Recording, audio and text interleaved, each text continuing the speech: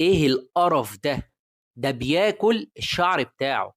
السلام عليكم، انا دكتور مصطفى فرحانة، وتعالوا دلوقتي احكي لكم عن واحدة من اغرب الحالات الطبية اللي ممكن تقابل الدكاترة.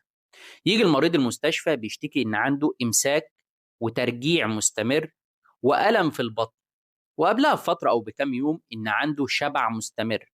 يعني كل لما بيجي بياكل لقمة او اتنين ويحس ان هو شبع. بنبدأ إننا ناخد منه التاريخ المرضي ونبدأ إننا نعمل الفحص.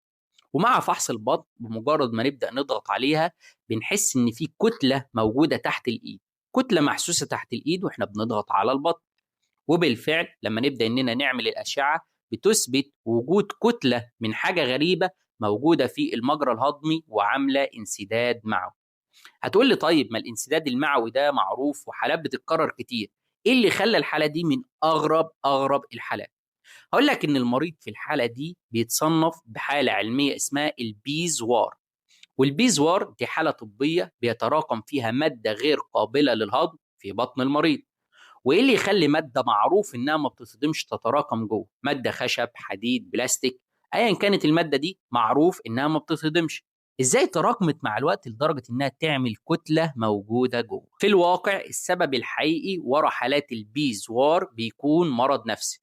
المريض بيكون عنده مرض نفسي بيخليه ياكل مواد غير قابله للهضم، الجسم ما يقدرش يهضمها. فالمواد دي بتدخل مجرى الجهاز الهضمي وتتكتل جوه وتعمل انسداد. ومن اغرب الحالات اللي بتيجي ونشخصها بالبيزوار بتكون حاله الترايكو بيزوار.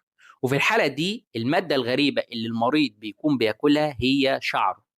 المريض بيكون عنده مرض نفسي بيخليه يقطع في الشعر بتاعه، وبعد كده يبدا ان هو ياكل الشعر ده ويبلعه. والشعر بيبدا ان هو يتراكم في الجهاز الهضمي ويعمل كتله جوه فيعمل انسداد. ومن اشهر الحاجات اللي انا بنلاحظها في مريض الترايكو بيزوار اللي هو بياكل الشعر بتاعه، اننا بنلاقي مناطق في الشعر او في شعر الراس او حتى شعر الحاجب، المناطق دي ما بيكونش فيها شعر. ممكن تتشخص غلط في الاول الوبيشيا، ان هو بيتساقط الشعر، وبعد كده بنكتشف ان هو بيشد الشعر ده بنفسه عشان يرجع بعد كده وياكله. طبعا التدخل في الحالة دي بيكون جراحيا بسرعة علشان نشيل الكتلة الموجودة جوه ونفك الانسداد المعوي، والكتلة المتكونة جوه ممكن توصل للشكل ده. وبس كده، أنا دكتور مصطفى فرحانة. لو عجبك الفيديو ما تنساش تعمل لايك وفولو عشان تشوف الفيديوهات الجاية. دكتور بيست، دكتورك المفضل. سلام.